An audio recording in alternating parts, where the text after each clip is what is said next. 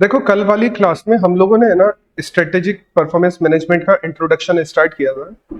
अब वैसे ना इस चैप्टर में, वैसे चैप्टर का नाम स्टडी नोट 1 का नाम जो है वो इंट्रोडक्शन टू एसपीएम है। लेकिन है ना इस चैप्टर में बहुत सारी चीजें हैं, बहुत सारे टॉपिक्स हैं। जैसे हमने स्टार्ट किया था कल प्रोडक्टिविटी पढ़ा, उसके बाद में हमने एफिशिएंसी पढ़ा। आज हम पढ़ेंगे फाइनेंशियल परफॉर्मेंस एनालिसिस, उसके बाद में P2P आ जाएगा। ठीक है, प्रोक्योर टू पे।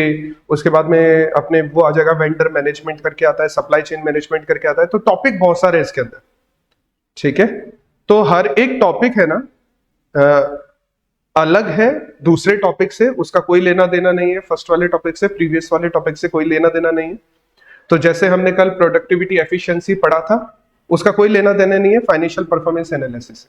अच्छा, कल हमने जो टॉपिक पढ़ा था प्रोडक्टिविटी एफिशिएंसी, तो वो ये बता रहा था कि जितना ज्यादा प्रोडक्शन होगा प्रोडक्टिविटी इतना ही ज्यादा होगी, और वेस्टेज जितना कम होगा, क्वालिटी प्रोडक्ट जितना ज्यादा बनेगा, एफिशिएंसी उतनी ही ज्यादा होगी। कल इस बारे में बात कर रहे थे। आज हम पढ़ेंगे फाइनेंशियल परफॉर्मेंस एनालिसिस। ऑर्गेनाइजेशन की फाइनेंशियल परफॉर्मेंस का एनालिसिस कैसे किया जाता है।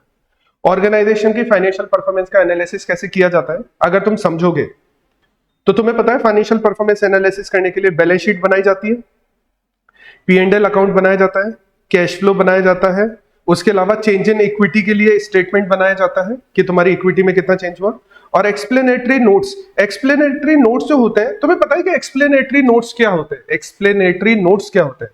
अकाउंट्स में पढ़ा है तुमने कभी एक्सप्लेनेटरी नोट्स के बारे में? एक्सप्लेन, हाँ बिल्कुल वही है कि वो जो चेंज हुआ है ना, वो चेंज होने के पीछे रीजन क्या है। जो भी हमारा चेंज हुआ है, उस चेंज होने के पीछे रीजन क्या है। इसको बंद करना पड़ेगा। जो भी हमारा चेंज हुआ है, उस चेंज होने के पीछे रीजन क्या है, तो उनको एक्सप्लेनेटरी नोट्स बोला जाता है। तो ऑर्गेनाइजेशन की ये तुम्हें सब चीजें समझ में आती है। तुम्हें भी पता है ये बात कि अगर तुम्हें किसी भी कंपनी की फाइनेंशियल परफॉर्मेंस का एनालिसिस करना है, तो उस कंपनी की फाइनेंशियल परफॉर्मेंस का एनालिसिस करने के लिए तुम उस कंपनी के क्या क्या डॉक्यूमेंट्स देखोगे। तुम उस कंपनी के डॉक्यूमेंट्स देखोगे कि उसकी बैलेंस शीट कैसी है, उसका प्रॉफिट एंड लॉस अकाउंट कैसा है, उसका ट्रेडिंग अकाउंट कैसा है, final account, basically final account कैसे है, उसका कैश फ्लो कैसा है। ठीक है, तो ये सब चीजें देखोगे किसी भी कंपनी की फाइनेंशियल परफॉर्मेंस का एनालिसिस करने के लिए। इन सब चीजों के बारे में मेरे को तुम्हें बताने की जरूरत नहीं है, तुम मेरे से ज्यादा बेटर जानते। ठीक है, मैं तो अकाउंट्स का स्टूडेंट हूं भी नहीं, तो मेरे से ज्यादा बेटर जानते हो कि बैलेंस शीट में क्या क्या चीजें होती है, ट्रेडिंग P&L में क्या क्या चीजें होती है, कैश फ्लो में क्या क्या आता है। ठीक है, अच्छा उसको देखो। अब यहाँ पर एक पॉइंट और लिखा हुआ है कि ऑर्गेनाइजेशन की जो फाइनेंशियल परफॉर्मेंस का एनालिसिस किया जाता है ना, तो यहाँ पे लिखा हुआ है financial statement of the organisation the end product of accounting, जिनको फाइनल ट्रांजेक्शन या फाइनल अकाउंट्स बोला जाता है। ऑर्गेनाइजेशन की फाइनेंशियल परफॉर्मेंस का एनालिसिस करने के लिए फाइनल अकाउंट्स को पढ़ा जाता है। और ये है ना, ये मेरे को आइडिया नहीं है कि ये सही भी हो सकता है, गलत भी हो सकता है, मैंने इसको वेरीफाई नहीं किया। ये जो फाइनेंशियल स्टेटमेंट जो होते हैं ना, वो आते हैं सेक्शन 240 कंपनीज एक्ट 2013 शेड्यूल 3 के अंदर आते हैं। इन फाइनेंशियल स्टेटमेंट की डेफिनेशन आती है। ये तुम लोग है ना, जो भी तुम लॉ पढ़ते हो ना, अभी लॉ की क्लासेस होती है कि तुम्हारी फाइनल के अंदर, फाइनल में लॉ चलता तो है वैसे, जहां तक मेरे को ध्यान है। कंपनीज एक्ट आता है क्या? कंपनीज एक्ट भी आता है क्या लॉ के अंदर तुम्हारा?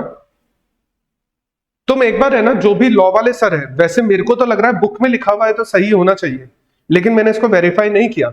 ये वाला पॉइंट ये बोल रहा है कि जो फाइनेंशियल स्टेटमेंट की डेफिनेशन है कि बैलेंस शीट क्या होती है, P&L क्या होता है, उसके अलावा कैश फ्लो क्या होता है, एनेक्सर्स क्या होते हैं, इन सबकी जो डेफिनेशन लिखी हुई है ना, वो लिखी हुई है कंपनीज एक्ट 2013 के सेक्शन 2 उसके सब सेक्शन 40 के शेड्यूल 3 में लिखी हुई है इन सबकी डेफिनेशन। ठीक है, तो मेरे हिसाब से सही होना चाहिए, क्योंकि मॉड्यूल में ऐसा ही लिखा हुआ था। मैंने इसको क्रॉस चेक नहीं किया, क्योंकि मेरे को समझ में भी नहीं आता कि मैं कैसे क्रॉस चेक करूं इसको। तो इसको तुम एक बार ये याद रख लेना, क्योंकि इस पर MCQ बन सकता है यहाँ पर, कि ये फाइनेंशियल स्टेटमेंट जो उनकी डेफिनेशन दी जाती है वो कंपनीज एक्ट के कौन से सेक्शन में है, कौन से शेड्यूल में है, इस तरह से वो बन सकता है यहाँ पर एक MCQ। इसको याद रख लेना थोड़ा सा। अच्छा, फाइनेंशियल परफॉर्मेंस का जो एनालिसिस किया जाता है ना, उसकी दो कैटेगरीज है। उसकी दो कैटेगरीज है। फाइनेंशियल परफॉर्मेंस का जो एनालिसिस किया जाता है उसकी दो कैटेगरीज है। पहली कैटेगरी है मटेरियल यूज्ड, और दूसरी कैटेगरी है मॉडस ऑपरेंडी।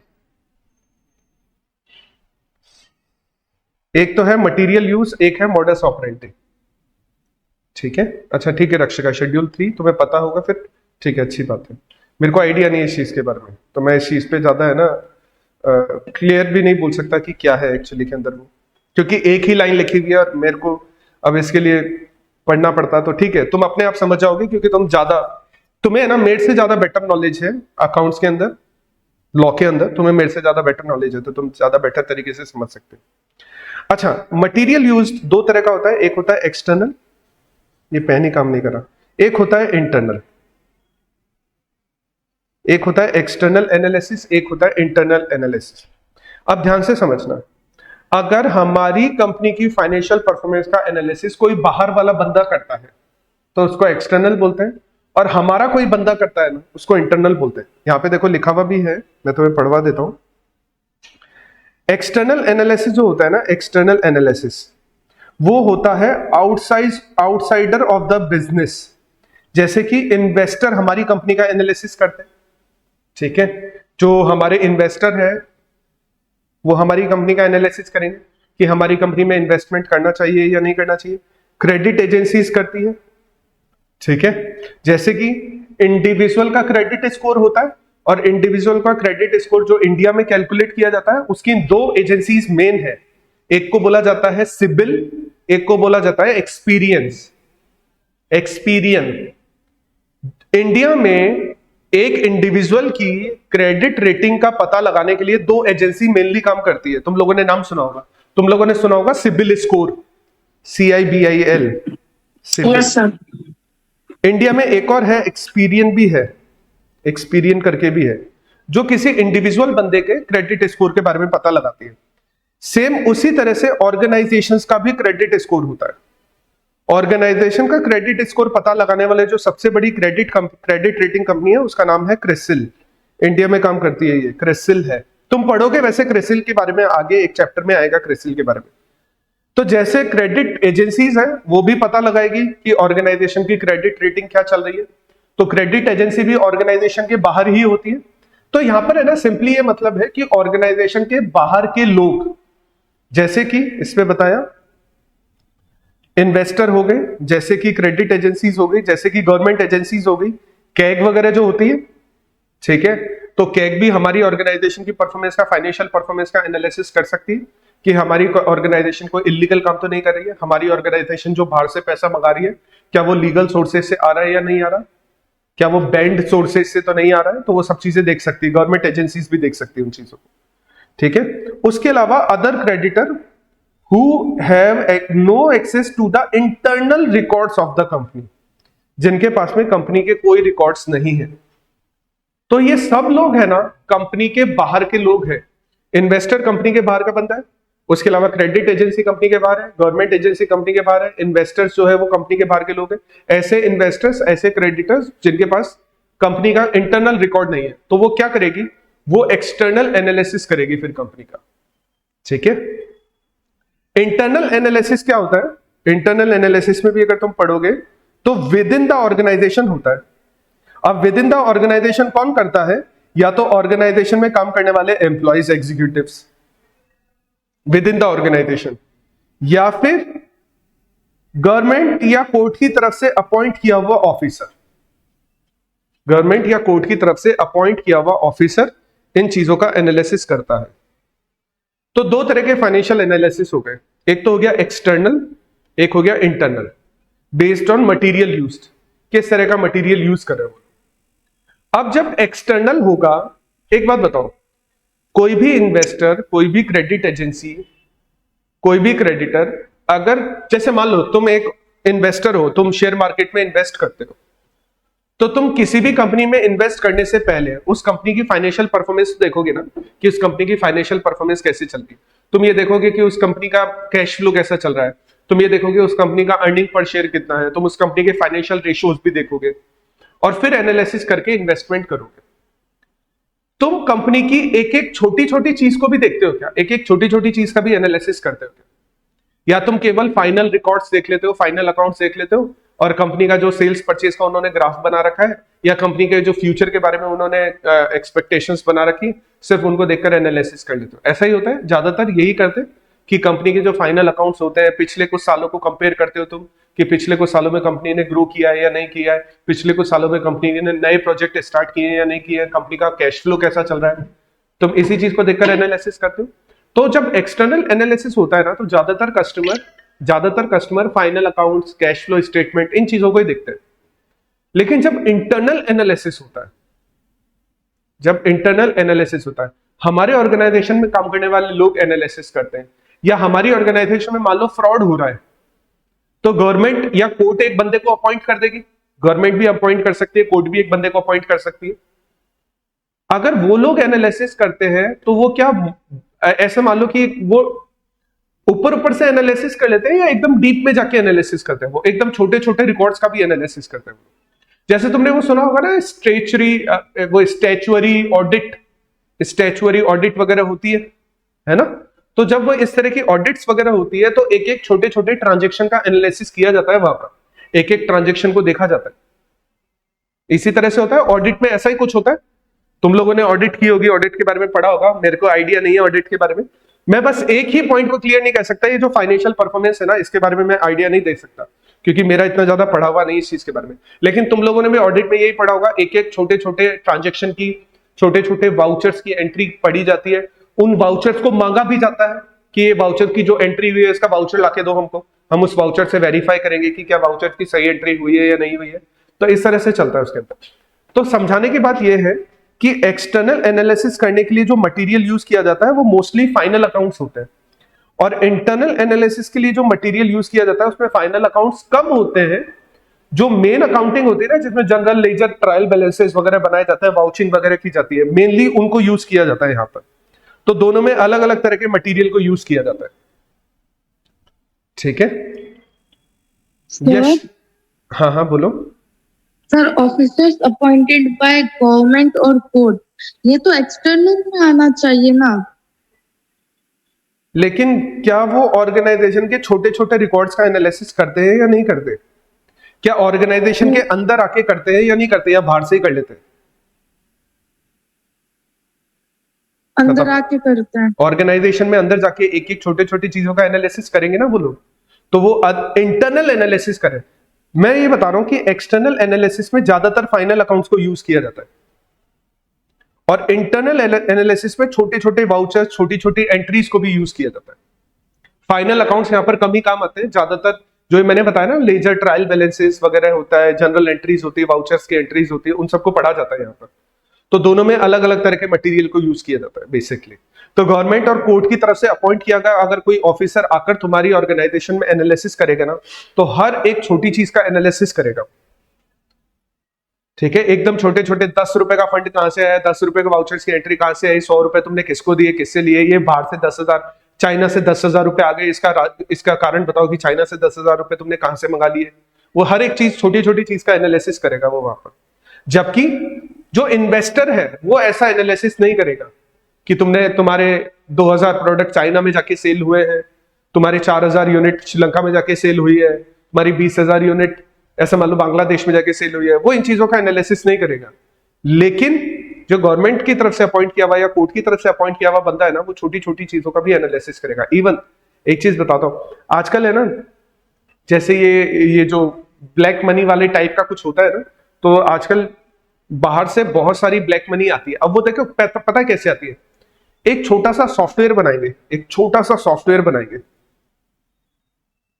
कोई भी कंपनी, मान लो उसने आर स्टूडियो पर एक सॉफ्टवेयर बना दिया। तुमने आर स्टूडियो एक लैंग्वेज है, तुमने पढ़ा होगा इस चीज के बारे में, अभी मैंने पढ़ाया था।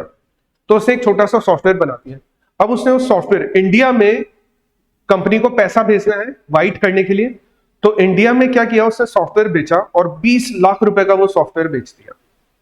किसी भी कंपनी ने वो सॉफ्टवेयर खरीद लिया और उसको अपने एक्सपेंसेस में दिखा के उसने अपना पैसा वाइट करवा दिया। अब इन चीजों की भी स्टडी की जाती है, क्या वो सॉफ्टवेयर वाकई में 20 लाख रुपए के लायक था भी या नहीं था। वो एक एक पॉइंट की स्टडी की जाती है। जब इंटरनल ऑडिट वगैरह होती है ना, गवर्नमेंट की तरफ से अपॉइंट किए हुए बंदे की, तब एक एक चीज का अच्छी तरह से एनालिसिस किया जाता है। ठीक है, इवन यहां पर तो चलो ये ठीक है, मैं तुम्हें इतना बता रहा हूं, इवन है ना, मान लो तुम्हारी कंपनी को कोई है ना क्वालिटी सर्टिफिकेट चाहिए, मान लो तुम्हारी कंपनी को ISI सर्टिफिकेट चाहिए या ISO सर्टिफिकेट चाहिए, या तुम्हारी कंपनी फूड प्रोडक्ट बना रही है तो FSSAI सर्टिफिकेट चाहिए, तो गवर्नमेंट का बंदा आएगा, तुम्हारे एक एक प्रोडक्ट की चेकिंग करेगा, क्या तुम्हारा एक एक प्रोडक्ट सही तरह से काम कर भी रहा है या नहीं कर रहा है, क्या वो उस स्टैंडर्ड के लिए कंपेटेबल है भी या नहीं है। अगर तुम्हारा प्रोडक्ट उस स्टैंडर्ड के लिए कंपेटेबल है तब तो वो तुम्हें लाइसेंस मिल जाएगा, अदरवाइज नहीं मिलेगा। अब तुम ये भी बोल सकते हो कि बोला सर गवर्नमेंट एम्प्लॉय है ना, तो करप्शन भी होता है गवर्नमेंट एम्प्लॉय में, यानी करप्ट भी होते हैं, तो ठीक है वो अलग प्रॉब्लम है, वो अलग तरह की प्रॉब्लम है, लेकिन वो एक एक छोटी छोटी चीज का एनालिसिस करेंगे वो लोग, ठीक है। तो इस वजह से उनके पास है ना, देखो इसमें लिखा हुआ भी है कि इनके पास में जैसे एक्सटर्नल एनालिसिस करने वाले लोगों के पास में मेनली फाइनेंशियल स्टेटमेंट होते हैं, फाइनल स्टेटमेंट होते हैं मेनली, और जो इंटरनल एनालिसिस करने वालों के पास होता है ना, उनके पास में बुक ऑफ अकाउंट्स होते हैं, ठीक है, यानी बिल्कुल general entries, ledger, trial balances वगैरह वाले सारी एंट्रीज होती है। अच्छा, दूसरा तरीका इसने बता रखा है मॉडस ऑपरेंडी। मॉडस ऑपरेंडी का मतलब होता है अपनी तरफ से कुछ करने का तरीका। जैसे देखो, मॉडस ऑपरेंडी का मीनिंग यहां पे लिखा हुआ है, अगर तुम पढ़ोगे तो मॉडस ऑपरेंडी का मीनिंग है अ पर्टिकुलर वे और मेथड ऑफ डूइंग समथिंग। मैं अपनी तरफ से कैसा एनालिसिस करता हूं, मैं अपना एनालिसिस कैसे करता हूं, ठीक है। हर एक बंदे का ये मॉडस ऑपरेंडी यानी फाइनेंशियल स्टेटमेंट को एनालिसिस करने का तरीका अलग अलग हो सकता है, ठीक है। तो दो तरह का एनालिसिस होता है, एक होता है हॉरिजॉन्टल, एक होता है वर्टिकल। अब हॉरिजॉन्टल एनालिसिस में ध्यान से समझना, हॉरिजॉन्टल एनालिसिस में क्या किया जाता है, हॉरिजॉन्टल एनालिसिस के अंदर करंट ईयर के फिगर को पिछले सालों के फिगर्स के साथ कंपेयर किया जाता है। करंट ईयर के फिगर को पिछले सालों के फिगर के साथ कंपेयर किया जाता है, ठीक है। और उस कंपैरिजन को परसेंटेज की फॉर्म में, यानी जो भी चेंज होता है, क्योंकि करंट ईयर का कंपैरिजन करोगे प्रीवियस ईयर के कंपैरिजन से, यानी प्रीवियस ईयर से, तो कुछ ना कुछ तो चेंज होने वाला है। उन चेंजेस को परसेंटेज फॉर्म में रिप्रेजेंट किया जाता है। ऐसा बोलते हैं ना कि हमारी कंपनी की ग्रोथ पिछले 2 सालों में 100% बढ़ गई, हमारी कंपनी की सेल पिछले 2 सालों में 20% कम हो गई, ठीक है। जैसे मैं तुम्हें एक एग्जांपल देता हूं, जैसे आईएमएफ ने प्रोजेक्शन किया है कि इंडिया की जीडीपी सबसे तेजी से ग्रो होने वाली जीडीपी है, सबसे तेजी से जिसको ग्रोथ मिलेगी, 6.8% के आसपास ग्रोथ रेट दी थी, तो 6.8% ग्रो होगी हर साल, ठीक है। इसका मतलब जो 6.8% ग्रो हो रही है वो पिछले सालों को कंपेयर करके वैल्यू निकाली जा रही है ना, वो वाली जो वैल्यू है वो पिछले सालों को कंपेयर करके निकाली जा रही है। जैसे यूके की जो जीडीपी है वो पिछले कुछ सालों में कम होती भी जा रही है, तो यूके की जीडीपी है वो माइनस में आ गई, ग्रोथ जो है, जीडीपी ग्रोथ जो है वो माइनस में आ गया। तो वो कैसे किया कि आज के जीडीपी के फिगर को पिछले कुछ सालों के जीडीपी के फिगर से कंपेयर किया गया और पता लगा कि पिछले कुछ सालों में जीडीपी लगातार कम होती भी जा रही है, आगे भी कम होती भी जाए, तो परसेंटेज चेंज वहां पर कैलकुलेट किया जाता है। तो यहां पर देखो, दोबारा से बता देता हूं, मैं एक चीज बता देता हूं, तुम भी जब हाईलाइट करते हो ना तो सब चीजें हाईलाइट करने के लिए नहीं होती है, मेन मेन चीजों को हाईलाइट किया करो। तो देखो, ऑर्गेनाइजेशन के करंट ईयर के फिगर को ऑर्गेनाइजेशन के प्रीवियस ईयर के साथ रिव्यू किया जाता है, मतलब कंपेयर किया जाता है, और उनमें जो भी चेंज होता है ना वो परसेंटेज की फॉर्म में लिख लिया जाता है। अब इस वजह से ऑर्गेनाइजेशन ये पता लगा सकती है, जैसे मैंने तुम्हें बताया, आईएमएफ ने ये पता लगाया कि इंडिया सबसे तेजी से ग्रो होने वाली जीडीपी इकोनॉमी है, तो इंडिया की जीडीपी सबसे ज्यादा तेजी से ग्रो हो रही है। अब वो पता कैसे लगाया, उसने एनालिसिस किया होगा पिछले कुछ सालों की डेटा को और पता लगाया होगा कि एवरेज हर साल इतना ग्रो हो रही है, ठीक है। तो उस अंदाजे के बेस पर उसने वो एवरेज वगैरह जो भी है वो परसेंटेज फॉर्म में वहां पर शो किया। इस तरह के एनालिसिस से है ना ऑर्गेनाइजेशन की स्ट्रेंथ और वीकनेस के बारे में पता लगता है, इस तरह के एनालिसिस से। और साथ में इस तरह के एनालिसिस का एक और नाम भी है, डायनेमिक एनालिसिस बोला जाता है। डायनेमिक का मतलब होता है चेंज होने वाला एनालिसिस, क्योंकि ये हर साल अलग अलग रहता है। It is based on data for various year, तो पुराने कुछ सालों के डेटा पर बेस लेकर हम कैलकुलेशन करते हैं, तो वो चेंज होता रहता है, इसलिए उसको डायनेमिक एनालिसिस भी बोला जाता है। दूसरा टाइप का जो एनालिसिस है वो वर्टिकल एनालिसिस है। अच्छा, हॉरिजॉन्टल एनालिसिस ऐसे हो गया कि 2001 की इनकम कितनी थी, 2002 की कितनी थी, और ऐसे 2020 तक का डेटा कैलकुलेट कर लिया गया, उसका एनालिसिस किया गया। वर्टिकल एनालिसिस में क्या होता है, दोबारा से समझना, वापस मैं इसको समझाने की कोशिश करता हूं। फाइनेंशियल एनालिसिस दो तरह का होता है, मटेरियल यूज्ड और मॉडस ऑपरेंडी। मटेरियल यूज्ड दो तरह का होता है, एक्सटर्नल और इंटरनल। एक्सटर्नल एनालिसिस जो करते हैं ना वो इन्वेस्टर करते हैं, एक्सटर्नल एनालिसिस जो करते हैं वो क्रेडिट एजेंसीज करती है, गवर्नमेंट एजेंसीज करती है, और इनको रिव्यू किया जाता है। और यहाँ पर है ना ज्यादातर फाइनेंशियल स्टेटमेंट देखे जाते हैं, फाइनल अकाउंट देखे जाते हैं। अच्छा, इंटरनल एनालिसिस या तो विद इन द ऑर्गेनाइजेशन किसी एम्प्लॉय के द्वारा किया जाएगा, या फिर कोई, जैसे हमारी ऑर्गेनाइजेशन में कुछ फ्रॉड वगैरह होता है तो कोर्ट या गवर्नमेंट भी एक बंदा अपॉइंट कर सकती है, वो बुक ऑफ अकाउंट्स देखेगा। ठीक है, तो ये इंटरनल एनालिसिस होगा। मॉडस ऑपरेंडी भी दो तरह का होता है, हॉरिजॉन्टल, यदि ऑर्गेनाइजेशन के करंट ईयर के डेटा को पास्ट ईयर से कुछ रिव्यू किया जाएगा, कंपेयर किया जाएगा, और उसमें जो भी चेंज होगा उन चेंज को परसेंटेज के फॉर्म में शो किया जाएगा, तो इसको हम हॉरिजॉन्टल एनालिसिस बोलते हैं। इसी को डायनामिक एनालिसिस भी बोलते हैं, क्योंकि यहाँ पर चेंज की स्टडी की जाती है। और एक है लास्ट वर्टिकल एनालिसिस। तो वर्टिकल एनालिसिस में क्या किया जाता है, ध्यान से समझना, यहां पर भी है ना अलग अलग फाइनेंशियल स्टेटमेंट का एनालिसिस किया जाता है on a particular date, on a particular date. अलग अलग फाइनेंशियल स्टेटमेंट का एनालिसिस किया जाता है ऑन अ पर्टिकुलर डेट। अब इसका मतलब क्या हुआ कि फाइनेंशियल स्टेटमेंट का एनालिसिस किया जा रहा है, लेकिन हर महीने, जैसे मान लो ऑन ए पर्टिकुलर डेट, जैसे हम मान लेते हैं हर महीने हम हमारी कंपनी की फाइनेंशियल परफॉर्मेंस का एनालिसिस करते हैं, तो हम हर महीने का, या कोई कंपनी ऐसी भी हो सकती है जो क्वार्टरली करती हो, कोई कंपनी ऐसी भी हो सकती है जो ईयरली करती हो, दैट डिपेंड्स। ठीक है, मैं उसके बारे में बात नहीं कर रहा, लेकिन जैसे मान लेते हैं कि हमारी ऑर्गेनाइजेशन हर महीने फाइनेंशियल स्टेटमेंट का एनालिसिस करती है, तो जब फाइनेंशियल स्टेटमेंट का एनालिसिस किया जाता है ना, तो ऑर्गेनाइजेशन के सारे डिपार्टमेंट्स के लिए किया जाता है।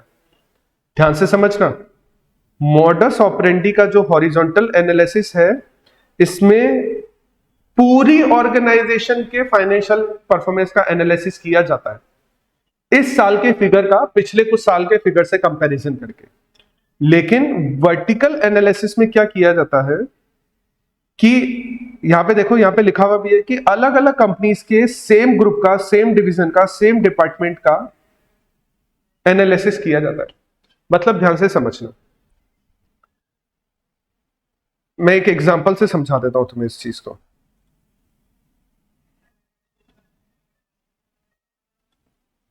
जैसे फॉर एग्जांपल समझना, जियो एनालिसिस कर रहा है, उसके 2019 में प्रॉफिट का एनालिसिस कर रहा है, मान लो, तो P&L अकाउंट देख रहा है, वो प्रॉफिट हुआ था, मान लो 20 करोड़ रुपए का प्रॉफिट हुआ, 2020 में 24 करोड़ रुपए इसका प्रॉफिट हुआ, 21 में 29 करोड़ का प्रॉफिट हुआ, 22 में 36 करोड़ का प्रॉफिट हुआ, 23 में मान लो 23 कंप्लीट हो गया, फॉर एग्जांपल मान लो 23 कंप्लीट हो गया, तो अभी प्रॉफिट हुआ उसको 46 करोड़ का। तो वो क्या करेगा, इस साल के फिगर को पिछले साल के फिगर से रिव्यू करेगा, पिछले साल के फिगर से कंपेयर करेगा, और देखेगा कि हर साल उसको ग्रोथ मिल रही है, और जो भी ग्रोथ मिल रही है, जो भी चेंज हो रहा है, उसको परसेंटेज में चेंज कर देगा, वो बता देगा कि परसेंटेज में कितना ग्रो हुआ है। लेकिन ध्यान से समझना, जियो ने 23 की, जियो की सेल है 40, प्रॉफिट है 46 करोड़ का। अब जियो क्या करेगा, अपने कॉम्पिटिटर को भी देखना स्टार्ट करेगा, एयरटेल को भी देखेगा कि एयरटेल को 23 में 40 करोड़ का प्रॉफिट हुआ, वोडाफोन आइडिया को 23 में 36 करोड़ का प्रॉफिट हुआ है। तो वो क्या करेगा, अपनी फाइनेंशियल का, अपनी कंपनी का तो एनालिसिस करेगा ही करेगा, साथ में अपनी जैसी ही दूसरी कंपनी का या अपने कॉम्पिटिटर का एनालिसिस, उनके डिपार्टमेंट, उनके डिवीजन का एनालिसिस करना भी स्टार्ट कर देगा। तो ध्यान से पढ़ना, ध्यान से पढ़ना, और जो भी एनालिसिस होगा वो केवल फाइनेंशियल स्टेटमेंट का होगा और किसी का नहीं, क्योंकि हम फाइनेंशियल एनालिसिस के बारे में बात कर रहे हैं। ध्यान से पढ़ना, वर्टिकल एनालिसिस में क्या होता है कि ऑर्गेनाइजेशन में फाइनेंशियल स्टेटमेंट का एनालिसिस किया जाता है ऑन ए पर्टिकुलर डेट। हर 6 महीने पर भी हो सकता है, हर महीने पर भी हो सकता है, हर क्वार्टरली भी हो सकता है, हर साल भी हो सकता है। ठीक है, जैसे तुम लोगों ने सुना होगा कि, पता नहीं तुम लोग शेयर मार्केट को तुम लोगों ने देखा है या नहीं देखा है, उसमें ऐसा आता है कि आज कंपनी का रिजल्ट आने वाला है, आज BSNL का रिजल्ट आने वाला है, आज SBI का रिजल्ट आने वाला है। ठीक है, अब वो रिजल्ट जो हो सकता है वो क्वार्टरली भी हो सकता है, वो हाफ ईयरली भी हो सकता है, वो ईयरली भी हो सकता है, दैट डिपेंड्स। कंपनी अपनी तरफ से डिसाइड करती है कि उसको किस तरह से रिजल्ट देना है। अच्छा, अब कंपनी क्या करती है, अपनी परफॉर्मेंस को कंपेयर करती है, ऊपर भी है ना हॉरिजॉन्टल में भी कंपनी अपनी परफॉर्मेंस को कंपेयर कर रही थी, लेकिन कंपनी अपने ही परफॉर्मेंस को अपने पिछले सालों की परफॉर्मेंस से कंपेयर कर रही थी। ठीक है, यहां पर कंपनी अपनी परफॉर्मेंस को कंपेयर करती है, लेकिन अलग कंपनी के same group, same division, same department के साथ। कि हमारी कंपनी की मार्केटिंग टीम, जैसे मान लो कि तुम्हारी कंपनी जियो है, मेरी कंपनी एयरटेल है फॉर एग्जांपल, तो मैं ऐसे एनालिसिस करूंगा कि मेरी कंपनी की मार्केटिंग टीम यानी एयरटेल की मार्केटिंग टीम जियो की मार्केटिंग टीम से कितनी बेटर है फाइनेंशियल परफॉर्मेंस के अंदर। जियो की अकाउंट्स की टीम एयरटेल की अकाउंट्स की टीम से कितनी बेटर है। तो यहां पर है ना, हर एक डिवीजन, हर एक डिपार्टमेंट का एनालिसिस किया जाएगा, लेकिन किसके साथ? दूसरी किसी कंपनी के साथ कंपेयर किया जाएगा इन चीजों। ठीक है ना, तो फर्क समझना, दोनों के अंदर फर्क समझना। हॉरिजॉन्टल एनालिसिस किया जाता है कि कंपनी के करंट ईयर के फिगर को पिछले सालों के फिगर से कंपेयर किया जाता है, दैट्स इट। वर्टिकल एनालिसिस में भी कंपनी के करंट ईयर के या एक पर्टिकुलर डे की परफॉर्मेंस को, एक पर्टिकुलर डेट की परफॉर्मेंस को कंपेयर किया जाता है, लेकिन वो कंपैरिजन किसके साथ होता है? वो अलग अलग कंपनीज के साथ होता है जो सेम ग्रुप की होती है, और उसके साथ उनका, उनके डिपार्टमेंट का, उनके डिवीजन का एनालिसिस किया जाता है। ठीक है, अच्छा, उसके अलावा इसको है ना स्टैटिक एनालिसिस भी बोलते हैं। जैसे उसको हम डायनामिक एनालिसिस बोलते हैं, इसको हम स्टैटिक एनालिसिस भी बोलते हैं। स्टैटिक इसलिए क्योंकि ये पर्टिकुलर डेट पर होता है या एक पर्टिकुलर अकाउंटिंग पीरियड में होता है, इसलिए इसको स्टैटिक एनालिसिस बोलते हैं। ठीक है, अच्छा, नेक्स्ट है प्रोक्योर टू पे। प्रोक्योर टू पे, प्रोक्योर का मतलब होता है स्टोर करना, प्रोक्योर का मतलब होता है स्टोर करना। प्रोक्योर टू पे में प्रोक्योर का मतलब होता है स्टोर करना।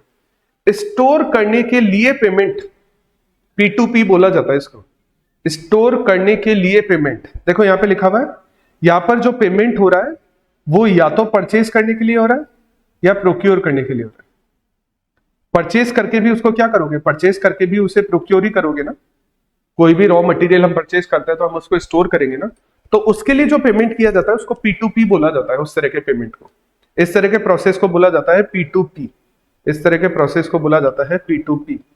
P2P का प्रोसेस एक बार है ना, इससे समझ लो, डायग्राम से समझ लो, डायग्राम से समझना आसान होगा। P2P का प्रोसेस ध्यान से समझना, ये हमारी फर्स्ट स्टेप है, ये हमारी फर्स्ट स्टेप है, ध्यान से समझना, ये फर्स्ट स्टेप है हमारी।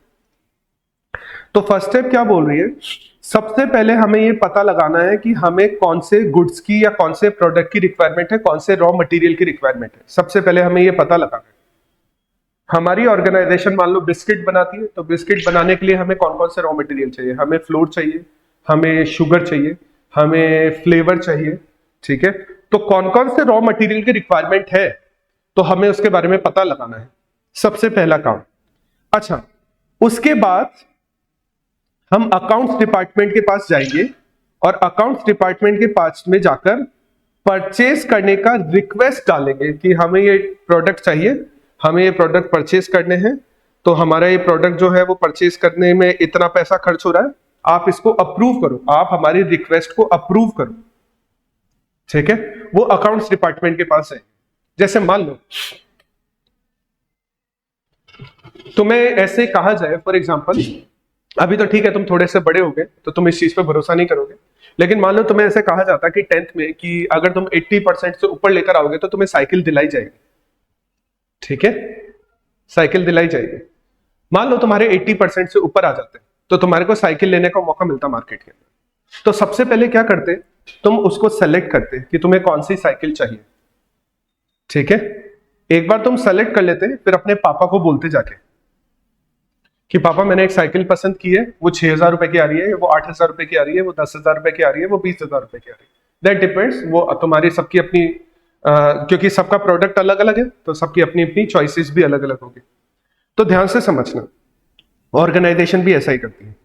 ऑर्गेनाइजेशन क्या करती है, सबसे पहले वो प्रोडक्ट को सेलेक्ट करेगी और उसको सेलेक्ट करने के बाद में वो एक रिक्वेस्ट क्रिएट करेगी और ये रिक्वेस्ट जाएगी अकाउंट्स डिपार्टमेंट के पास में। ये रिक्वेस्ट जाएगी अकाउंट्स डिपार्टमेंट के पास में। अब अकाउंट्स डिपार्टमेंट, तुमने अपने पापा को बताया, पापा तुम्हारी वो रिक्वेस्ट ऑथराइज करेंगे। पापा तुम्हारी रिक्वेस्ट को ऑथराइज करने का मतलब या तो एक्सेप्ट करेंगे, या तो रिक्वेस्ट को एक्सेप्ट किया जाएगा या फिर रिजेक्ट कर दिया जाएगा। या तो रिक्वेस्ट को एक्सेप्ट किया जाएगा या फिर रिक्वेस्ट को रिजेक्ट कर दिया जाएगा। रिजेक्ट करने का मतलब ये नहीं है कि तुम्हें साइकिल दिलानी नहीं है, तुम्हें बोला जाएगा क्या करेगा 20,000 की साइकिल लेके, कोई 10-12 हजार की देख ले, ठीक है। तो तुम्हें है ना इसको बोलते हैं क्या बोलते हैं, एक अप्रोच होती है, मेरे को नाम याद नहीं आ रहा, जैसे cross up selling down selling करने की कोशिश की जाएगी तुम्हारे के साथ, ठीक है। तो या तो एक्सेप्ट कर लिया जाएगा, ऑर्गेनाइजेशन भी ये देखती है कि क्या वाकई में इतने प्रोडक्ट की स्टोरेज की रिक्वायरमेंट है भी या नहीं है। तो अगर रिक्वायरमेंट उन्हें लगता है, अगर अकाउंट्स डिपार्टमेंट भी वहां पर होता है, फाइनेंशियल एफएम डिपार्टमेंट भी होता है, फाइनेंस डिपार्टमेंट भी होता है, ठीक है, प्रोडक्शन डिपार्टमेंट भी होता है, बहुत सारे लोग मिलकर काम करते हैं, उनको ऐसा लगता है कि रिक्वायरमेंट है तो वो एक्सेप्ट कर लेंगे, अदरवाइज वो रिजेक्ट कर देंगे। अगर एक्सेप्ट हो गया, ऑथराइज कर दिया उन्होंने, ऑथराइज कर दिया तो ऑर्डर प्लेस कर दिया जाएगा। ऑर्डर प्लेस कर देंगे हम लोग, जैसे हम साइकिल का ऑर्डर प्लेस कर देंगे, ठीक है। अच्छा, अब ऑर्गेनाइजेशन भी ऐसा ही करती है। तो ऑर्गेनाइजेशन सबसे पहले अपना प्रोडक्ट सेलेक्ट करेगी, उसकी रिक्वेस्ट करेगी वो अकाउंट्स डिपार्टमेंट को कि अकाउंट्स डिपार्टमेंट उस रिक्वेस्ट के लिए पैसा रिलीज करे। अकाउंट्स डिपार्टमेंट ऑथराइज कर देगी, पैसा रिलीज कर देगी, पैसा रिलीज करते ही ऑर्डर प्लेस कर दिया जाएगा। ऑर्डर प्लेस करने के बाद में ऑर्डर रिसीव करेंगे हम लोग। अच्छा, ऑर्डर रिसीव करा, हमने साइकिल ली और साइकिल को चेक नहीं करेंगे क्या कि क्या सारी चीजें सही तरह से काम कर रही है या नहीं कर रही, चेक करेंगे। तो सेम ऐसा ही ऑर्गेनाइजेशन भी ऐसा ही करती है कि ऑर्डर रिसीव करती है, ऑर्डर रिसीव करने के बाद में उसका इंस्पेक्शन स्टार्ट हो जाता है, ठीक है। तुमने साइकिल देखी, साइकिल को तुमने देखा, इंस्पेक्शन किया कि सब चीजें सही है, और फाइनली तुम्हारे को है ना, तुम ऑर्डर प्लेस कर देते हो, तुम्हें फाइनली जो भी उसका इनवॉइस है, रिकंसिलेशन है, वो मिल जाता है। ऑर्गेनाइजेशन के साथ भी ऐसा ही होता है। तो सबसे पहले क्या किया जाता है, P2P का प्रोसेस क्या है, सबसे पहले ये सेलेक्ट किया जाता है कि हमें कौन से गुड्स, कौन से मटेरियल की रिक्वायरमेंट है, ठीक है। एक बार उस मटेरियल की रिक्वायरमेंट के बारे में हमें पता लगता है तो हम अकाउंट्स डिपार्टमेंट के पास में जाके उसको रिक्वेस्ट करते हैं, एक रिक्वेस्ट जनरेट की जाती है।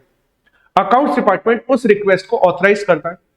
एक बार हमारे पास पैसा आ जाता है तो अकाउंट्स डिपार्टमेंट में ऑथराइज कर दिया, तो हमारे पास में पैसा है, हमारे पास में फंड अवेलेबल है, तो हम उस प्रोडक्ट का ऑर्डर कर देते हैं।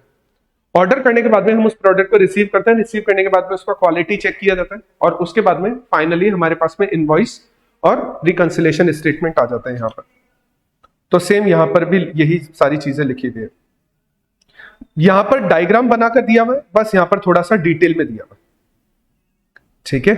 तो यहां पर लिया जाता है कि है ना, यहां पर ये जो सब कुछ चल रहा है ना, P2P वाला प्रोसेस चल रहा है, एक तो ये प्रोक्योरमेंट डिपार्टमेंट में यानी स्टोरेज वाले डिपार्टमेंट में चलेगा, और एक ये अकाउंट्स पेएबल डिपार्टमेंट के बीच में होगा, ठीक है।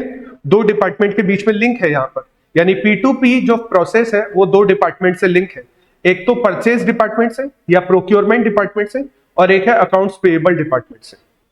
अच्छा, यहां पर क्या किया जाता है, ये देखो ये बोल भी रहा है, आजकल ये सारा काम है ना सॉफ्टवेयर के थ्रू किया जाता है, ठीक है। यहां पर क्या किया जाता है, अगर तुम ये प्रोसेस देखोगे, यहां पर तुम प्रोसेस देखोगे तो सबसे पहले देखो यहां पे लिखा हुआ है the P2P process comprise of 3 primary perspective. अच्छा, ऊपर ही दे रखा है क्या, फर्स्ट 3 प्राइमरी पर्सपेक्टिव विच ऑर्गेनाइजेशन। सबसे पहला काम करोगे तुम, देखो यहां पर फर्स्ट, ये फर्स्ट है ना, यहां से नहीं होना चाहिए था, ये फर्स्ट यहां से नहीं होना चाहिए था, फर्स्ट यहां से होना चाहिए था, फर्स्ट यहां से होना चाहिए था, ठीक है। तो इसको है ना फर्स्ट यहां से हटा के यहां से कर दो। P2P प्रोसेस में बेसिकली 3 स्टेप्स होती है, 3 स्टेप्स होती है, ठीक है। सबसे पहली स्टेप होती है परचेज ऑर्डर। जो भी तुम्हें ऑर्डर करना है ना, परचेज ऑर्डर जो भी चाहिए, उसको तुम परचेज ऑर्डर को क्रिएट करोगे, अप्रूव करवाओगे। अभी मैंने तुम्हें बताया सबसे पहले सेलेक्ट करोगे, उसका अप्रूवल लोगे, उसके बाद अपने वेंडर को सेलेक्ट करोगे, अपने वेंडर को सेलेक्ट करोगे, क्योंकि मार्केट में रॉ मटेरियल सिर्फ एक ही शॉप पर अवेलेबल नहीं है, या रॉ मटेरियल का केवल एक ही सप्लायर नहीं है, रॉ मटेरियल के सप्लायर भी बहुत सारे लोग हैं। तो उनमें से जो बेस्ट होगा उसको सेलेक्ट करोगे, और फाइनली परचेज ऑर्डर को इशू कर दोगे। परचेज ऑर्डर को इशू करने के बाद, परचेज ऑर्डर जैसे मान लो कि तुम्हें है ना, फॉर एग्जांपल तुम्हारी कंपनी है ना च्यवनप्राश बनाती है, और च्यवनप्राश बनाने का जो मेन रॉ मटेरियल है वो है आंवला, ठीक है। तुम्हारी कंपनी च्यवनप्राश बनाती है और मेन इंग्रेडिएंट है आंवला। अब आंवले के मार्केट में सबसे पहले तुम क्या करोगे, इसका आंवले का ऑर्डर क्रिएट करोगे और अप्रूवल लोगे अकाउंट्स डिपार्टमेंट से। इसके बाद में आंवले के मार्केट में बहुत सारे वेंडर्स हैं, सप्लायर्स हैं, तुम उनमें से उनको इवेल्युएट करोगे, उसमें से बेस्ट को सेलेक्ट कर लोगे और फाइनली तुम उसको परचेज ऑर्डर इशू कर दोगे, तुम उसको परचेज ऑर्डर दे दोगे। उसको परचेज ऑर्डर मिलेगा, वो तुम्हें गुड्स को सप्लाई कर देगा। अब तुम्हारा काम क्या होगा, जो गुड्स और सर्विस जो भी तुमने ऑर्डर किया ना उसको तुम रिसीव कर लोगे। अच्छा, उसके साथ डॉक्यूमेंट्स वगैरह आते हैं, उनको तुम चेक भी करोगे, रिव्यू भी करोगे। और उसके अलावा गुड्स और सर्विसेज का तुम रिव्यू करोगे कि जो भी तुम्हें गुड्स और सर्विसेज मिले हैं क्या वो सही क्वालिटी के हैं या नहीं है। इसके बाद फाइनल इनवॉइस वगैरह, रिकंसिलेशन वगैरह जो तुम्हें मिल जाएगा परचेज ऑर्डर के साथ में होगा वो, ठीक है, उसको तुम चेक करोगे और अगर उसमें कुछ गलतियां होती है तो तुम उसको रिकॉर्ड में डालोगे और उसको करेक्ट करने की कोशिश करोगे। और ये सब चीजें होने वाली है, ये सब चीजें सब इनवॉइस जाएंगे अकाउंट्स पेएबल डिपार्टमेंट के पास, जाएंगे पेमेंट के लिए, सब इनवॉइसेस जाएंगे, ठीक है। तो यहां पर समझना, फॉर एग्जाम्पल मैं तुम्हें वही साइकिल वाला एग्जाम्पल दे देता हूं। तुम्हारे 80% आए, तुमने साइकिल को सेलेक्ट किया, अपने फादर को बताया, यानी उनसे अप्रूवल लिया, तुमने साइकिल का ऑर्डर किया, ऑर्डर तुम्हें रिसीव हुआ, तुमने उसको चेक वगैरह किया, रिसीवर क्यों लिख दिया, तुमने उसको रिव्यू किया और रिव्यू करने के बाद में तुम्हारे फादर ने फाइनली उसका इनवॉइस लिया और पेमेंट कर दिया, तो एंड पेमेंट कर दिया उसका फाइनली। तुम्हारे फादर यहां पर अकाउंट्स पेएबल डिपार्टमेंट की तरह काम कर रहे हैं यहां पर, ठीक है। वही सेम स्टेप्स है अगर तुम पढ़ोगे समझोगे तो, ठीक है। तो ये हो गया अपना P2P, प्रोक्योर टू पे, ठीक है। प्रोक्योर करने के लिए पेमेंट, इसको ऐसा बोला जाता है P2P, प्रोक्योर करने के लिए पेमेंट। अच्छा, इसमें देखो एक दो लाइन और भी पढ़ लो, ठीक है, ये ठीक लाइंस है, एक दो लाइंस और भी पढ़ लो कि प्रोक्योर कर क्यों रहे हो। प्रोक्योर करने के पीछे रीजन है, प्रोक्योर करने के पीछे रीजन है, एक तो प्रोक्योर की वजह से डिले नहीं होगा, स्टॉक आउट नहीं होगा, वेस्टेज कम से कम होगा प्रोक्योर करने की वजह से। अगर तुम स्टोर करके रखते हो तो प्रोडक्शन में डिले नहीं होगा, प्रोडक्शन स्टॉक आउट नहीं होगा, यानी रॉ मटेरियल स्टॉक आउट नहीं होगा और वेस्टेज कम से कम होगा। तो प्रोक्योर करने की वजह से, यहाँ पे लिखा हुआ भी है, प्रोक्योर करने की वजह से यानी स्टोर करने की वजह से वर्क फ्लोर में जो भी हमारा वर्क है उसमें डिले नहीं होता, उसमें वेस्टेज नहीं होता और इनएफिशिएंसीज नहीं आती, यानी प्रोडक्टिविटी बनी रहती है अपनी, अगर तुम एक्स्ट्रा स्टोर करके चलते हो तो, प्रोक्योर करके चलते हो। अच्छा, ये P2P से ही जुड़ा हुआ वेंडर रिलेशनशिप मैनेजमेंट है। हमने P2P में एक पॉइंट पढ़ा था, P2P में एक पॉइंट था कि हम है ना जब ऑर्डर प्लेस कर देंगे, ऑर्डर प्लेस करते हैं ना, तो ऑर्डर प्लेस करने से पहले हम बहुत सारे वेंडर को रिव्यू करते हैं, बहुत सारे वेंडर्स को या बहुत सारे सप्लायर्स को हम रिव्यू करते हैं। वही रिव्यू जो है ना वेंडर रिलेशनशिप मैनेजमेंट के अंदर आता है, इसको VRM बोलते हैं, वेंडर रिलेशनशिप मैनेजमेंट को VRM बोलते हैं। यहां पर देखो हमने एक पॉइंट पढ़ा था, ये वाला point evaluation and selection of vendors, ये वाला पॉइंट इसके बारे में है VRM। तो ये भी तुम पढ़ोगे ना तो ये भी आसान है। VRM में क्या किया जाता है, देखो यहां पे लिखा हुआ है vendor management as a discipline that enable organisation to control cost. अच्छा, तो मैं ना एक बात बताओ, मान लो तुम्हारी ऑर्गेनाइजेशन, जैसे मैंने तुम्हें एक एग्जांपल दिया कि तुम्हारी ऑर्गेनाइजेशन च्यवनप्राश बनाती है, उसको आंवला की रिक्वायरमेंट है, तो तुमने एक सप्लायर को सेलेक्ट किया। अगली बार भी जब तुम्हें जरूरत होगी, नेक्स्ट टाइम भी जब प्रोडक्शन बैच तुम स्टार्ट करोगे, तब भी तुम उसी सप्लायर से सामान मंगाओगे अगर वो तुम्हें अच्छा सामान सप्लाई कर रहा है तो। ऐसा ही होगा या तुम चेंज कर दोगे? ऐसा ही होगा ना। अब उसकी वजह से क्या है, तुम्हारी थोड़ी सी रिलेशनशिप बेटर हो जाएगी सप्लायर से, उसकी वजह से तुम थोड़ी सी ऑर्गेनाइजेशन की कॉस्ट को कंट्रोल कर सकते हो, यानी तुम उससे सामान उधार ले सकते हो थोड़े दिनों के लिए, ठीक है, और उसको बाद में थोड़ा पेमेंट कर सकते हो, तो कॉस्ट कंट्रोल कर सकते हो।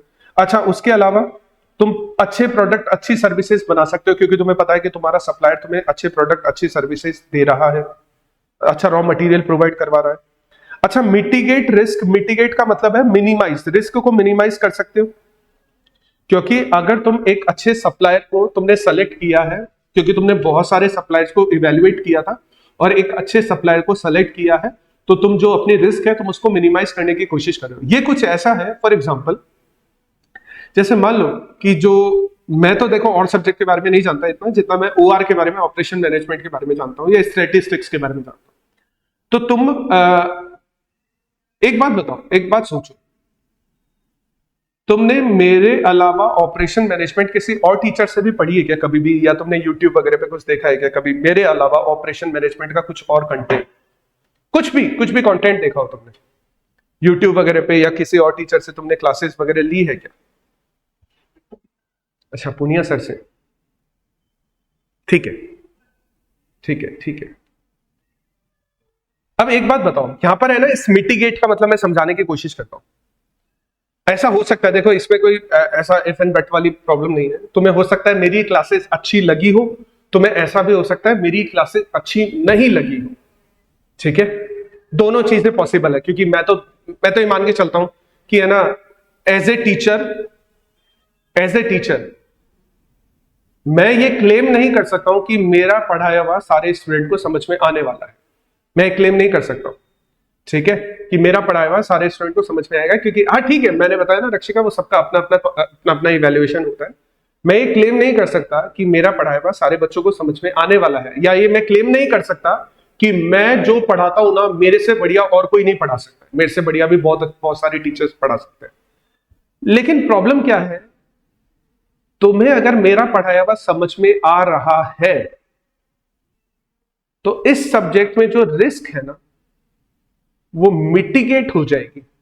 अब मिटिगेट का मतलब होता है रिस्क तो है, लेकिन अगर तुम्हें मेरा पढ़ाया हुआ कॉन्सेप्ट समझ में आ रहा है तो वो रिस्क है ना। वैसे मिटिगेट का एक्चुअल मीनिंग है ना, रिड्यूस नहीं होता, लेकिन उसका टेक्निकल मीनिंग रिड्यूस ही होता है। एक्चुअल मीनिंग रिड्यूस नहीं होता है मिटिगेट का मतलब। मैं एक बार देखो तुम्हें मिटिगेट का मीनिंग दिखा देता हूं। मिटिगेट का मतलब वैसे टेक्निकली तुम इसको रिड्यूस से ले सकते हो। देखो यहां पे लिखा हुआ भी है, to make something less serious painful. तो मैंने तुम्हें बताया कि ठीक है, मैंने तुम्हें पढ़ाया, अगर तुम्हें मेरा पढ़ाया हुआ समझ में आ रहा है ना, अब तुम्हें ऑपरेशन मैनेजमेंट कम पेनफुल लगेगी। पेनफुल तो अभी भी रहेगी, ठीक है, लेकिन अगर तुम्हें मेरा पढ़ाया हुआ समझ में आया तो तुम्हें ऑपरेशन मैनेजमेंट कम पेनफुल लगेगी। रादर देन, अगर हो सकता है तुम किसी ऐसे टीचर से पढ़ते जिसका पढ़ाया हुआ तुम्हें समझ, वो टीचर अच्छा है नो डाउट, लेकिन अगर तुम्हें उसका पढ़ाया हुआ समझ में नहीं आ रहा है ना, वो सब्जेक्ट तुम्हारे लिए बर्डन हो जाएगा। लेकिन अगर उस टीचर का पढ़ाया हुआ तुम्हें समझ में आ गया तो वो सब्जेक्ट तुम्हारे लिए मिटिगेट हो जाएगा, ठीक है? तो मिटिगेट का मतलब ऐसा नहीं है कि एकदम ही खत्म है, लेकिन मिटिगेट का मतलब ये है कि तुम रिस्क को रिड्यूस कर दोगे, क्योंकि तुमने एक अच्छे सप्लायर को सेलेक्ट कर रखा है, और अच्छे सप्लायर को अगर तुमने सेलेक्ट कर रखा है ना, तो तुम्हें ये पता है कि वो अच्छी क्वालिटी का रॉ मटेरियल सप्लाई करेगा, प्रोडक्ट तुम्हारा अच्छा बनेगा, तुम्हारी रिस्क कम होगी, तुम्हारी वेस्टेज कम हो जाएगी, मिटिगेट हो जाएगी, बर्डन कम हो जाएगा तुम्हारे ऊपर, ठीक है? जैसे फॉर एग्जाम्पल एक और इसी चीज को समझना, मान लो तुम अपनी ऑर्गेनाइजेशन में किसी ऐसे बंदे को रिक्रूट करते हो जो बिल्कुल नया बंदा है, ठीक है, जिसने ऑर्गेनाइजेशन में, यानी तुम्हारे लिए वो फ्रेशर है, और एक किसी ऐसे बंदे को रिक्रूट करते हो जो उस काम को कई सालों से कर रहा है, उसको एक्सपीरियंस भी है। अब एक बात सोचो, जो बंदा कई सालों से काम कर रहा है, क्या उससे गलतियां नहीं होगी क्या? ऐसा हो सकता है कि अब वो गलतियां नहीं करेगा, वो गलतियां करेगा, लेकिन वो जो गलतियां है ना, वो कम हो जाएगी, मिटिगेट हो जाएगी, तुम्हारा बर्डन कम करेगा वो। कोई नया बंदा होगा ना, वो तुम्हारा बर्डन बढ़ाएगा। कोई नया बंदा होगा, वो सर मैम हमको ये समझ में नहीं आ रहा, एक बार हमको आके बता दो। सर मेरे को ये पता नहीं लग रहा, मैम मेरे को ये पता नहीं लग रहा कैसे प्रिंट आउट निकालते हैं, एक बार प्रिंट आउट निकालना सिखा दो।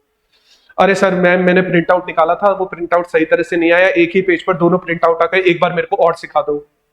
तो तुम उसको थोड़ी दिन तक सिखाते रहोगे, वो तुम्हारे लिए बर्डन है स्टार्टिंग में, लेकिन जैसे ही वो सीख जाएगा इन सब चीजों को, अब वो तुम्हारे को है ना प्रॉफिट बनाकर देना स्टार्ट कर देगा, अब वो तुम्हारे लिए कम बर्डन वाला बंदा हो जाएगा, वो मिटिगेट हो जाएगा, उस चीज को बोला जाता है मिटिगेट। तो वेंडर रिलेशनशिप मैनेजमेंट में क्या करते हो, अच्छे वेंडर को सेलेक्ट करते हो, अच्छे वेंडर को सेलेक्ट करने की वजह से तुम्हारी कॉस्ट कंट्रोल रहती है, तुम अच्छा प्रोडक्ट बना सकते हो, और उसके अलावा तुम्हारी रिस्क और वेस्टेज जो होता है ना, वो मिटिगेट, तुम मिटिगेट वर्ड ही यूज करना, मिटिगेट बेस्ट वर्ड है इस चीज के लिए, ठीक है? बर्डन को कम करने के लिए मिटिगेट बेस्ट वर्ड है। तुम रिड्यूस भी यूज कर सकते हो, ठीक है, तुम रिड्यूस भी यूज कर सकते हो कि इट रिड्यूसेस रिस्क, वो भी ठीक है, लेकिन तुम मिटिगेट यूज करोगे वो ज्यादा बेटर है। अच्छा, यहां पर है ना, यहां से ये पॉइंट स्टार्ट नहीं हो रहा है, पॉइंट यहां से स्टार्ट हो रहा है। कुछ इंपॉर्टेंट पॉइंट्स है वेंडर रिलेशनशिप मैनेजमेंट के। क्या क्या पॉइंट्स है? सही वेंडर को सेलेक्ट करना, अच्छा वेंडर्स को कैटेगराइज करना, वेंडर्स को कैटेगराइज करना मतलब है ना, एक ही जैसे है ना, मान लो कि वही चीज मैंने वही एग्जांपल से कंटिन्यू करता हूं। मान लो कि तुम है ना मार्केट में जाते हो, तुम्हारी च्यवनप्राश बनाने की कंपनी है, तुम्हें आंवला प्रोडक्ट चाहिए और तुम सबसे अच्छे सप्लायर से बात करते हो, उसके पास प्रोडक्ट अवेलेबल नहीं है, तो तुम सेकंड बेस्ट से प्रोडक्ट अवेलेबल यानी प्रोडक्ट लेने की कोशिश करोगे। तुम कैटेगराइज कर रहे हो, उनसे सही तरह के कॉन्ट्रैक्ट बनाते हो, सही तरह की मैट्रिसेस बनाते हो, सही तरह का रिलेशनशिप रखते हो सप्लायर से। अच्छा, determine the ideal number of vendors. Ideal मतलब तुम्हें एक वेंडर की, दो वेंडर की, तीन वेंडर की, चार वेंडर की, कितने वेंडर्स की रिक्वायरमेंट है तुम उसको डिटरमाइन करोगे। क्योंकि ऐसा भी हो सकता है ना कि जो वेंडर्स है, एक ही वेंडर तुम्हारी रॉ मटेरियल की डिमांड को फुलफिल नहीं कर पाए, तो तुम्हें दो तीन चार वेंडर्स की रिक्वायरमेंट रह सकती है। तो तुम ये डिटरमाइन करोगे कि तुम्हें कितने वेंडर्स की रिक्वायरमेंट है, मिटिगेट करोगे रिस्क को, ठीक है, वेंडर्स को यूज करके, क्योंकि तुम सबसे अच्छे वेंडर्स को यूज करोगे जिसकी वजह से तुम्हें सबसे अच्छा रॉ मटेरियल मिलेगा, तुम्हारी वेस्टेज कम होगी, तुम्हारी रिस्क कम होगी, और उस वेंडर से अच्छा मैनेजमेंट बनाने की कोशिश करोगे। अच्छा मैनेजमेंट मतलब उससे अच्छे कॉन्ट्रैक्ट बनाने की कोशिश करोगे, उसको टाइम पर पेमेंट करोगे, ठीक है, ताकि वो तुम्हें सही टाइम पर प्रोडक्ट को डिलीवर कर सके, उससे अच्छे कॉन्ट्रैक्ट बनाने की कोशिश करोगे, ठीक है, ताकि ऑर्गेनाइजेशन के लिए वो बेटर हो, ताकि किसी टाइम अगर तुम्हारे सप्लायर से अच्छे कॉन्टैक्ट है और मार्केट में अगर वो प्रोडक्ट है ना, मार्केट में अगर वो प्रोडक्ट बहुत ही कम क्वांटिटी में भी अवेलेबल है ना, तो सप्लायर से अच्छे कॉन्टैक्ट होने की वजह से वो सारा का सारा तुम्हें ही डिलीवर कर देगा। अगर तुम्हारे अच्छे कॉन्टैक्ट है मार्केट के अंदर, तुम उसको सही तरह से बातचीत करते हो, तुम उसको सही तरह सही टाइम पर पेमेंट दे देते हो, ठीक है, तुम्हारा सप्लायर से अच्छा कॉन्टैक्ट है, तो वो तुम्हें राइट टाइम पर प्रोडक्ट वो भी तुम्हें डिलीवर कर देगा। तो ये वेंडर रिलेशनशिप मैनेजमेंट के अंदर आता है। सप्लाई चेन मैनेजमेंट वगैरह है, स्ट्रेटेजी मैप है, फिर इसको अपन कल वाली क्लास में कंटिन्यू करते हैं। आज के लिए इतना ही काफी है, आज के लिए इतना ही काफी है, ठीक है, ध्यान रखना सब लोग।